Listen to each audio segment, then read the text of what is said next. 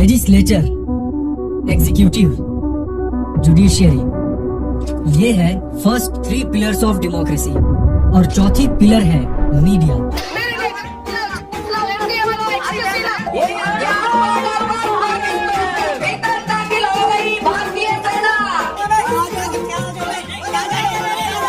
है वो लोकतंत्र में बहुत महत्वपूर्ण हिस्सा है इस सारे सिस्टम का। चौथा बड़ा पाया मीडिया जो है, चौथा स्तंभ है लोकतंत्र का। In India, do you believe that media is actually the fourth pillar of the democracy? Media उस पावर का नाम है जो किसी कंट्री के प्राइम मिनिस्टर और प्रेसिडेंट तक की नींद उड़ा सकता है। To the findings of the Shah Commission, which was set up to inquire whether there were any cause to take you to court and have you condemned for excesses, abuses of power. Prime Minister, you say you have to make compromises. There can't be any compromise with corruption. And there cannot be a compromise even if you're running a coalition government. Why can't you say that you regret the killings that happened? आपसे जानना चाहता हूँ, देश भी जानना चाहेगा, आप अपने जेब में पढ़ सकते हैं क्या? सच बताइए, why don't you get tired? आप थकते क्यों नहीं? कौन राहुल? हमारे वाले राहुल। तो आपके वाले नहीं है। आज सर फॉर्म में, आज सर एकदम फॉर्म में। ऐसी क्या मजबूरी आ गई है कि मीडिया की सारी पावर खत्म हो गई। अब वो आंखों में आंखें डालकर सवाल पूछ नहीं पा रहा है। ऐसी क्या मजबूरी है कि जो कभी अच्छों की रातों की नींद उड़ा देता था, कराची को कब्जे में बोल दे। कराची को ले लिया है कब्जे में भारत की सेना। की न्यूज ने इस्लामाबाद बोल दिया, मैं क्या बोलूं? कोर्ट बोल देता हूं। भारत की सेना ने कब्जे में कर लिए हैं पोर्ट। जहां न्यूज के नाम पे कुछ भी दिखाया जा रहा है। सेंसिटिव टॉपिक्स पे बात करने को छोड़कर 4 लोगों को बैठाकर आपस में लड़वाया जा रहा है। उन्हें भी पता है कि उनकी इन हरकतों के कारण उनकी क्रेडिबिलिटी, वैल्यू और रिस्पेक्ट धीरे धीरे खत्म होती जा रही है। उन्हें भी पता है कि ये बिना किसी प्रॉपर फैक्ट चेक किए किसी भी इंफॉर्मेशन को टेलीकास्ट कर देने से उनकी ऑथेंटिसिटी पूरी तरह खत्म होती जा रही है। उनके व्यूअर्स के अंदर जो ट्रस्ट है वो पूरी तरह खत्म हो रहा है। चाहे सुशांत सिंह राजपूत साइड का केस हो, रिया चक्रवर्ती गाड़ी में मौजूद है। रिया चक्रवर्ती, पाकिस्तान से बॉर्डर क्रॉस करके आई सीमा हैदर का केस हो, सीमा सचिन ने नया घर बना लिया है और इस खूबसूरत घर के अंदर की तस्वीरें बेहद ही शानदार हैं। या फिर मोस्ट रिसेंट इंडिया और पाकिस्तान के बीच वॉर की इंसिडेंट हो। Set fire to the Karachi port, आग लगा दो कराची में, फूंक डालो पूरे शहर। जब तो पता चला कि हम जो इन एंकर्स पे गुस्सा होते हैं, इन्हें गालियां देते हैं, एक्चुअल में इसके जिम्मेदार पूरी तरह ये लोग हैं ही। तो अब सवाल उठता है कि आखिर वो कौन है जो बड़े ही सातिर तरीके से हमारे आंखों के सामने हमारी इस 4th पिलर ऑफ डेमोक्रेसी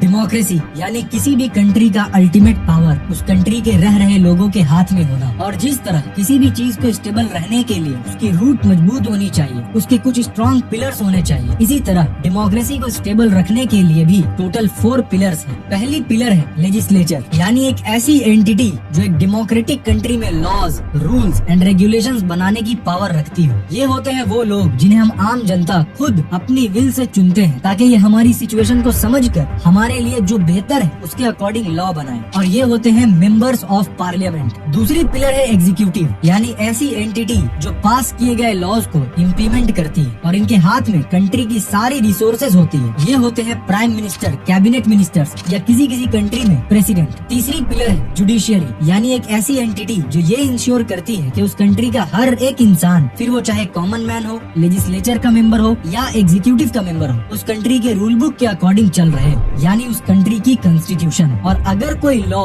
कोई रूल या इवन उस कंट्री के प्राइम मिनिस्टर इस कॉन्स्टिट्यूशन के अगेंस्ट कुछ भी करते हो तो उन्हें अकाउंटेबल रखना और प्रॉपर पनिशमेंट दिलवाना। ये होते हैं courts, high courts, supreme court, जजेस वगैरह। ये तीनों पिलर्स के पास अपने अपने पावर। पर यहाँ आती है 4th और आखिरी पिलर ऑफ डेमोक्रेसी, मीडिया। आपने वोट दिया और आपका कनेक्शन वहाँ से खत्म हो गया। आपको कुछ भी पता नहीं चलता कि बंद कमरे में पावर में बैठे लोग क्या डिसीजंस ले रहे हैं। आप इसे एक पैसे से भरे शॉप में सीसीटीवी कैमरा समझ सकते हैं। चोर को इतने सारे पैसे देखकर लालच आ सकता है, पर वो चोरी कर नहीं पाएगा क्योंकि उसे सीसीटीवी में पकड़े जाने का। मीडिया डेमोक्रेसी का वो पिलर है जो पहले तीनों पिलर्स पे अपनी आंखें टिकाए रखता है और उनके अंदर ये डर बनाए रखती है कि आपको हर वक्त बिलियंस ऑफ लोग देख रहे हैं। पूरे देश तक कोई इन्फॉर्मेशन पहुंचाने, जहां एक आम इंसान नहीं पहुंच सकता है, वहां पहुंचकर हमें लाइव अपडेट्स देना हो या स्टिंग ऑपरेशन करके बड़े बड़े स्कैम्स बाहर लाना हो। Our undercover reporters found official candidates of various parties trying to buy votes to right to power. हर जगह मीडिया बहुत बड़ा रोल प्ले करती है, पर 2025 में तो हमारे पास मेन स्ट्रीम मीडिया के अलावा भी हजारों लाखों सोर्सेस है इन्फॉर्मेशन, क्योंकि आज इन्फॉर्मेशन स्प्रेड करना इतना इजी हो गया है कि कोई भी शख्स अपने घर पे बैठे बैठे किसी भी इन्फॉर्मेशन को मिलियंस ऑफ लोगों तक पहुंचा सकता है, क्योंकि वहाँ एक्सपर्ट रिसर्चर्स बैठे हैं जिनके पास सालों की एक्सपीरियंस है फैक्ट चेक करने की, जिन्हें पता है कि किसी चीज की गहराई में पहुंचकर ये कैसे पता करें कि वो फैक्ट है या रूमर, जो ऑन द स्पॉट उस इवेंट के लोकेशन पे पहुंचकर रिपोर्टिंग कर सकते। पावर में बैठे लोगों से डायरेक्ट सवाल पूछने मेन स्ट्रीम मीडिया की इम्पोर्टेंस कहीं ज्यादा, क्योंकि फिर पावर में बैठे लोगों को कोई डर नहीं होगा कि उनके हरकतों के लिए उनसे सवाल पूछा जाएगा। उन्हें कोई डर नहीं होगा कि बिलियंस ऑफ लोग उनकी हरकतों को देख रहे हैं। तो बिल्कुल ही टूट चुके हैं, कुछ टूटने वाले हैं, और जो नहीं टूट रहे हैं उनकी नामो निशान मिटा दी जा रही है। जिस मीडिया की पावर कभी ऐसी हुआ करती थी कि अच्छों की नींद उड़ा दे, आज उसी मीडिया को प्रॉपर प्लानिंग के तहत एक सर्कस बनने पे मजबूर किया जा रहा है। कोविड के दौरान जर्नलिस्ट रूबेन बैनर्जी के लीडरशिप में आउटलुक पे एक कवर स्टोरी पब्लिश की जाती है, critical of the Modi government handling the Covid pandemic. Management की टीम रूबेन बैनर्जी को बोलती है कि हम ऐसी स्टोरी पब्लिश नहीं कर सकते। बैनर्जी को उनके रोल से हटा दिया जाता है और कवर स्टोरी मैगजीन के वेबसाइट से हमेशा के लिए डिसअपेयर हो जाती है। कुछ तो हमारे सामने आ पाते हैं और कुछ हमारे सामने कभी नहीं आ पाते। Abhisar Sharma has also been suspended for 15 days soon after he anchored a show critiquing the failure of law and order in Uttar Pradesh. वक्त था जब इंडिया में न्यूज के नाम पे हमारे पास हुआ करती थी दूरदर्शन। हम अपने सारे काम छोड़कर एक डिसाइडेड वक्त पर टीवी या रेडियो ऑन करके बैठ जाते थे। हम बड़े ही पेशेंस के साथ वेट करते थे ये जानने के लिए कि आज की लेटेस्ट न्यूज। आज उसी एक न्यूज को हम तक पहुंचाने के लिए इंडिया में more than 400 main stream channels हैं, हजारों न्यूज की वेबसाइट्स हैं, यानी ये सारे बिजनेस ऑर्गेनाइजेशंस हैं। और बाकी बिजनेस ऑर्गेनाइजेशन की तरह इन्हें भी सर्वाइव करने के लिए जरूरी होता है प्रॉफिट और रेवेन्यू। जितने ज्यादा लोगों की अटेंशन, उतनी ज्यादा पॉपुलैरिटी, उतनी टॉप रैंकिंग, उतनी ज्यादा एड्स और उतना ही ज्यादा रेवेन्यू। ऐसे में सबसे बड़ी चैलेंज होती है कि किस तरह ज्यादा से ज्यादा लोगों के अटेंशन को होल्ड। आज के समाचारों में डॉक्टर शंकर दयाल शर्मा भारत के 9वें राष्ट्रपति निर्वाचित। बल्कि जरूरत है सेम न्यूज को थोड़ा मजेदार बनाने की, थोड़ा एक्स्ट्रा ड्रामा करने की, एक्स्ट्रा चिल्ला चिल्ली करने की।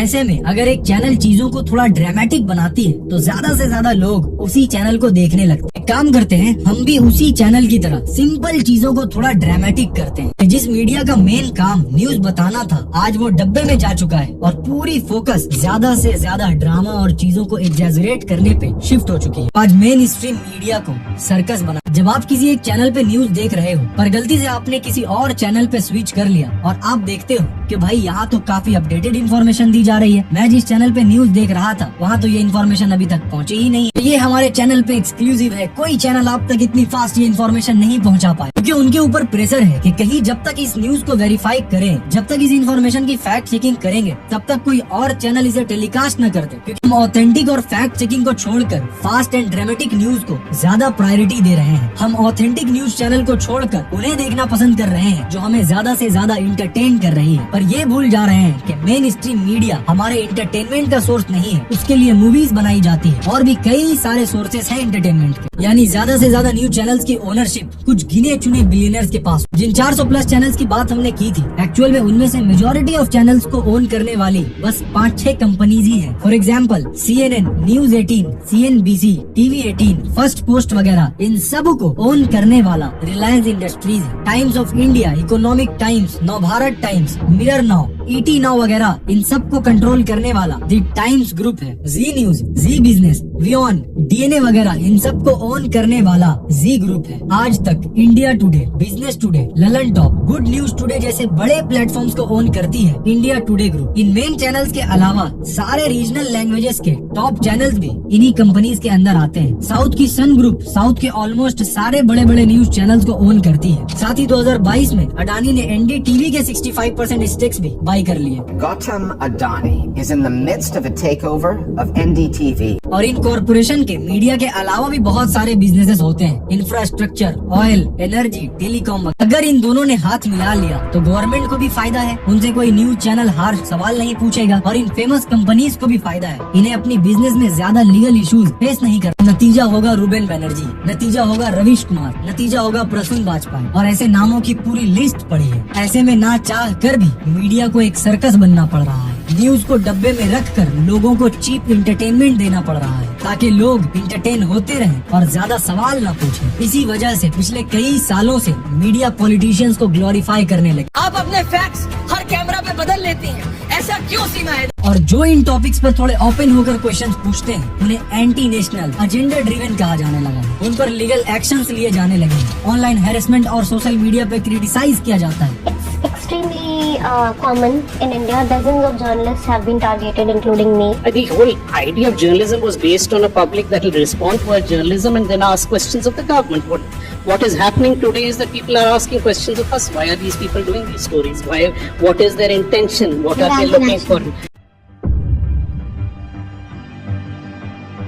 मेन स्ट्रीम मीडिया किस तरह वर्क करती है और उसके बिहाइंड द सीन क्या चल रहा है, वो तो हमने समझ लिया। साथ ही हमने ये भी समझा कि उनके सर्कस बनने के पीछे आखिर क्या रही। पहली चीज कि हम उन सारे मीडिया हाउसेस को, उन सारे न्यूज चैनल्स को बॉयकॉट करना शुरू करें जो न्यूज के नाम पर बस एंटरटेनमेंट प्रोवाइड कर रही है, जो फैक्ट चेकिंग से ज्यादा इस बात को प्रायोरिटाइज करती है कि देखो हमने आप तक इस इंफॉर्मेशन को सबसे पहले पहुंचा। आज हमारे सामने कई इंडिपेंडेंट मीडिया हाउसेस है जो किसी भी बड़े कॉरपोरेशन से जुड़ी हुई नहीं है, जो ईमानदारी के साथ हम तक फैक्ट बेस्ड न्यूज पहुंचाने का काम कर रही है। और अगर सच बोलने के कारण, अगर ईमानदारी के साथ रिपोर्टिंग करने के कारण उनके साथ कुछ भी गलत होता है तो हम उनके साथ खड़े हैं, हम उनके लिए आवाज उठाएंगे। इसे सिर्फ इंटरटेनमेंट के लिए यूज ना करके सच्चाई को स्प्रेड करने के लिए यूज करें। जहां बहुत सारे लोग इस टेक्नोलॉजी का यूज र्यूमर्स और हेट फैलाने के लिए कर रहे हैं, और अगर हमने ये सारे एक्शंस नहीं लिए और चुपचाप सब देखते रहे तो धीरे धीरे ये फोर्थ पिलर खत्म कर दिया जाएगा और हमारे पास बस उतना ही इंफॉर्मेशन पहुंचाया जाएगा जितने में पावर में बैठे लोगों को कोई खतरा ना हो। इतना ही इंफॉर्मेशन पहुंचाया जाएगा जितने में पावर में बैठे लोगों से कोई क्वेश्चन न